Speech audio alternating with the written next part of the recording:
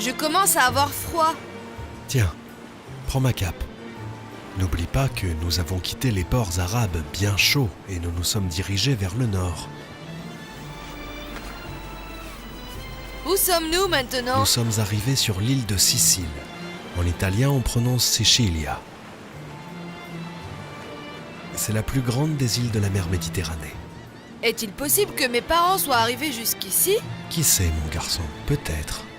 Nous allons demander dans les ports et les marchés et partout où nous irons. Je ne sais pas ce que j'aurais fait sans vous, maître de la mer. Si tu ne m'avais pas rencontré, tu serais à côté de ton père et de ta mère. Et en ce moment, tu profiterais de la chaleur de la tente et d'un bon verre de lait frais. Je suis content de votre bonne compagnie et j'apprends beaucoup de choses avec vous, malgré que mes parents me manquent beaucoup. Nous sommes arrivés. Allez, viens, je vais te montrer la belle architecture en Italie.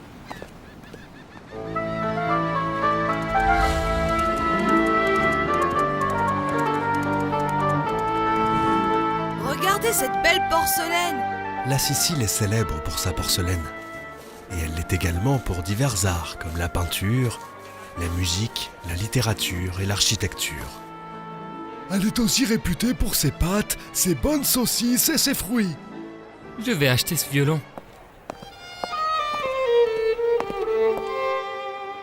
Mais il coûte cher. Tu vas dépenser tout ce que tu as épargné pour une boîte qui fait sortir des sons. Non, ce n'est pas juste une boîte, Loulou. C'est un instrument de musique très ancien. Et en plus, il est vieux.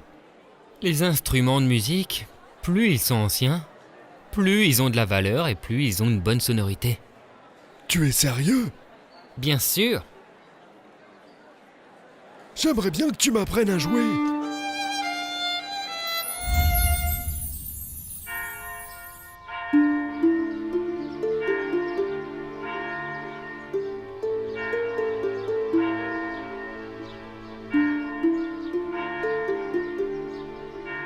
Regarde, Ziad. C'est une église baroque sicilienne. Est-ce qu'elle est peinte d'une couleur rouge? Non, non, non.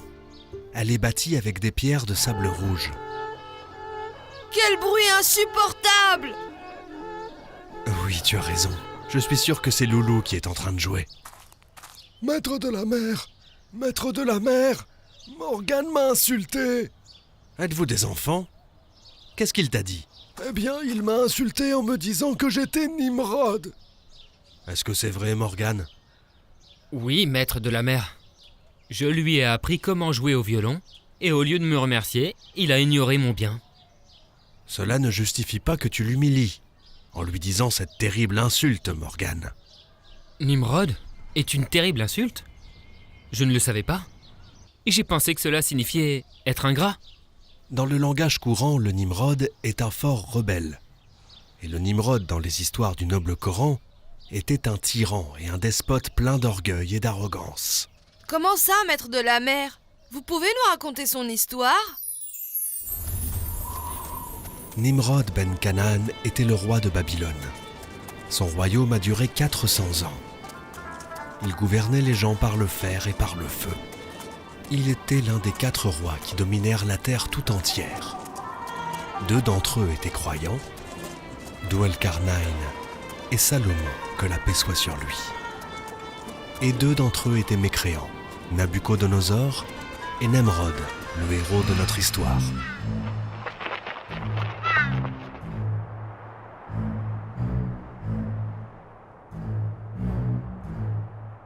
Quelle est cette terre déserte? Je ne l'ai jamais vue auparavant. Ce sont les cimetières des pauvres, monseigneur. Alors comme ça, les pauvres enterrent leurs morts dans cette belle plaine auprès de la mer. Mais c'est du grand luxe. Où est l'architecte Kouchi? Je suis là, monseigneur Nimrod. Je veux qu'on détruise ces cimetières et bâtir à leur place un grand jardin pour moi. À vos ordres, majesté. Mais que faisons-nous des cadavres, alors? Jetez-les n'importe où.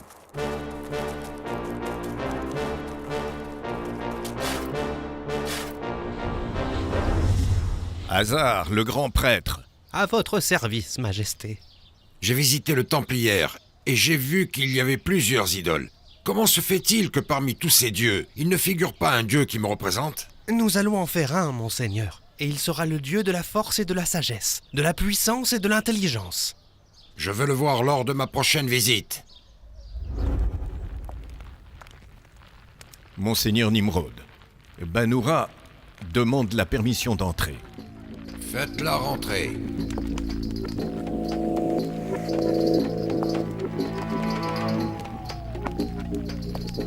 Assieds-toi auprès de moi, Banoura. J'ai vu pendant la nuit une chose qui me paraît bien dangereuse, que je ne peux annoncer devant tout le monde.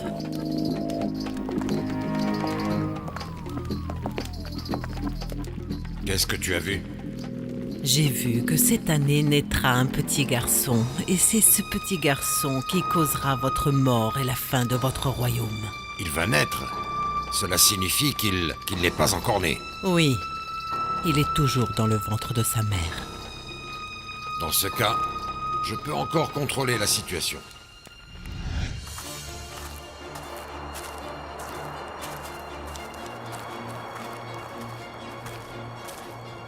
Est-ce que tu sais où est-ce qu'il nous emmène, Soumaya? Je n'en sais rien du tout, ma chère voisine Zubaïda. Hier, chez nous, mon mari m'a dit que Nomrod était un véritable tyran. Peut-être que quelqu'un nous a entendus. Peut-être. Mais quelle est ma faute et celle de ces femmes pour ce que ton mari a dit? Crois-moi, ce n'était qu'un chuchotement et je vais nier que je l'ai entendu. Et moi, je vais nier que je te connais. Tu ne nous as causé que des problèmes, toi et ton mari. Pourquoi parlez-vous des affaires qui concernent le royaume? Je ne veux pas que vous fassiez de bruit, femme. Avancez en silence. Et dépêchez-vous. Comment voulez-vous qu'on se dépêche alors que nous sommes enceintes, monsieur le ministre? Peut-être que ce fouet vous aidera à avancer plus vite. Sa Majesté Nimrod attend votre arrivée.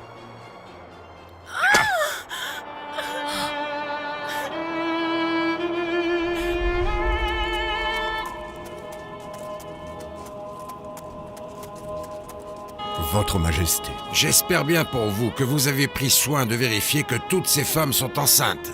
Bien sûr, Votre Majesté. C'est parfait. Laissez-les dans un endroit sécurisé, jusqu'à ce qu'elles accouchent. Excusez-moi, Monseigneur, mais il n'y a pas de résidence qui puisse contenir toutes ces femmes. Une résidence, imbécile? Penses-tu qu'elles soient les invitées du roi? Je vous prie de m'excuser, Monseigneur. Est-ce que j'ordonne qu'on les mette dans les écuries des chevaux? Ne dérangez pas les chevaux. Mettez-les plutôt dans les réserves. Et que ferons-nous après qu'elles auront accouché? Les filles qui naîtront, vous les emmènerez à la résidence des servantes. Et pour les enfants mâles? Vous les tuerez tous directement.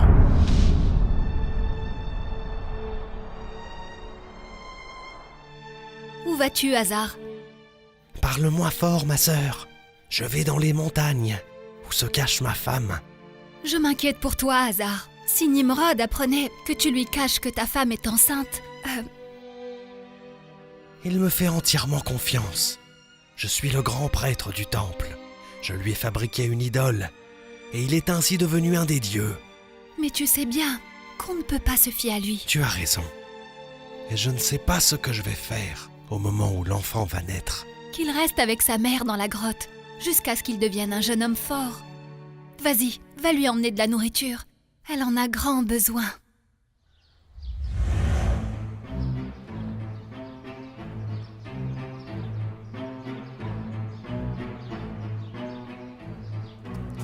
Je veux que la rivière arrive jusqu'au balcon de mon palais. Détruisez ces villages immédiatement.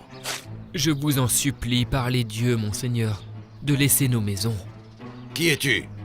Et qui t'a donné la permission de parler? Je suis Carré, Votre Majesté, l'un de vos paysans, et je vis ici. Tais-toi!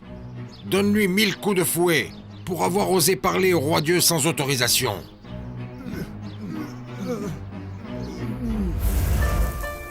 La femme d'Hazar a donné naissance à un petit garçon.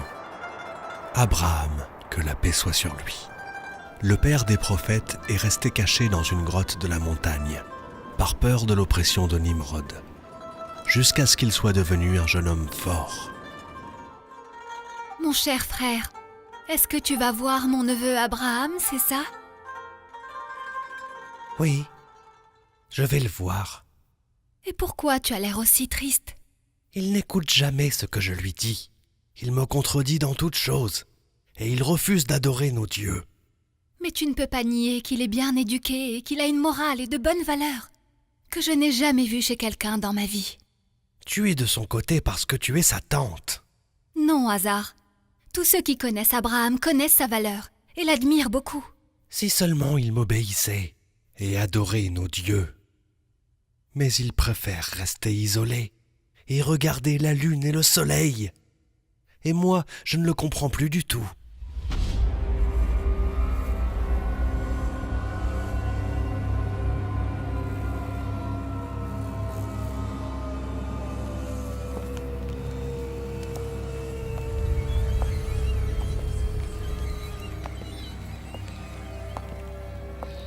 Avez-vous demandé à me voir, Votre Majesté? Oui, Banoura.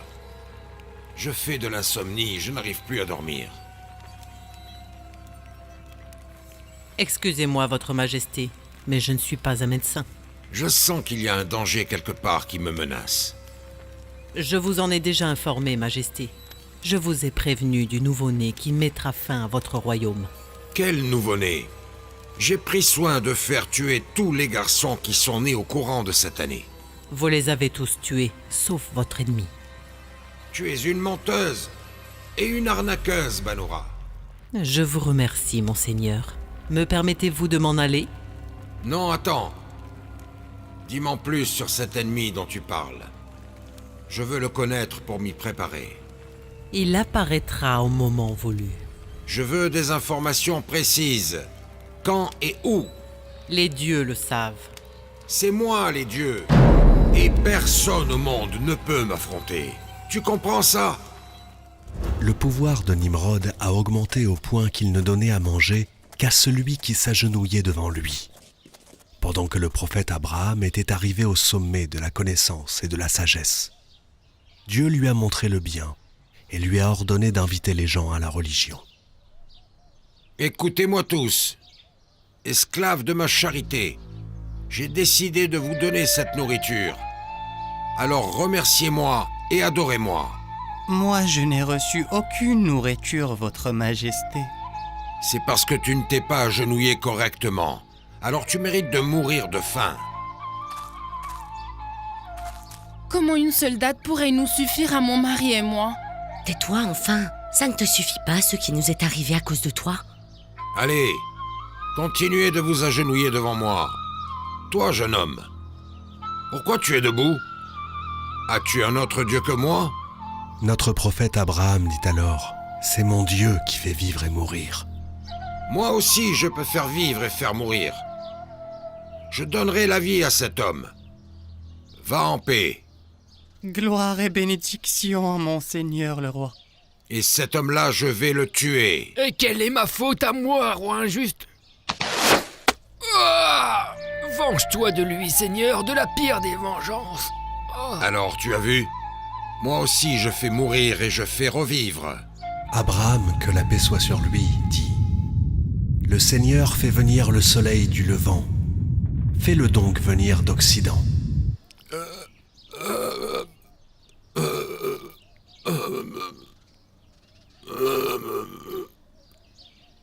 Qu'est-ce qui vous arrive, monseigneur? Pourquoi vous êtes-vous soudain arrêté de parler? Où sont les médecins? Que lui est-il arrivé, docteur? Je ne sais pas, monsieur le ministre. Comment ça, vous ne savez pas? N'est-ce pas votre travail? Il y a des choses que la science ne peut pas découvrir. Vous êtes un bon architecte. Alors savez-vous comment le ciel peut tenir, sans aucune colonne? Non. C'est un secret parmi les secrets de l'univers. Eh bien, ce qui est arrivé au roi Nimrod est une maladie dont nous ne connaissons ni l'origine ni les causes. Je ne comprends jamais rien à tout ce que racontent les savants. Parle-moi toi plutôt, Banoura. Est-ce que c'est la fin du roi Nimrod? J'arrive à voir le roi Nimrod, qui se relève de sa maladie et qui revient encore plus fort que ce qu'il était. Au nom d'Allah, le tout miséricordieux, le très miséricordieux. Connais-tu l'histoire de cet homme à qui Dieu avait donné la royauté et qui, imbu de son pouvoir, engagea une dispute avec Abraham au sujet de son Seigneur. Abraham avait dit « C'est mon Dieu qui donne la vie et la mort. » « Non, rétorqua l'homme, c'est moi qui fais vivre et mourir. » Abraham lui dit alors « Dieu fait venir le soleil de l'Orient. Fais-le donc, toi, venir de l'Occident. » Et l'impie resta confondu, car Dieu ne guide point les ingrats. Allah le majestueux a dit vrai. Est-ce que l'histoire de Nimrod s'arrête ici? Non, mon fils, il y a des choses qui ont eu lieu encore plus étonnantes que celle-ci. Continuez-nous l'histoire alors. Le soleil est sur le point de se coucher. Il faut que nous revenions vite au port pour nous préparer à embarquer. Et l'histoire de Nimrod? Nous la continuerons demain, si Dieu le veut.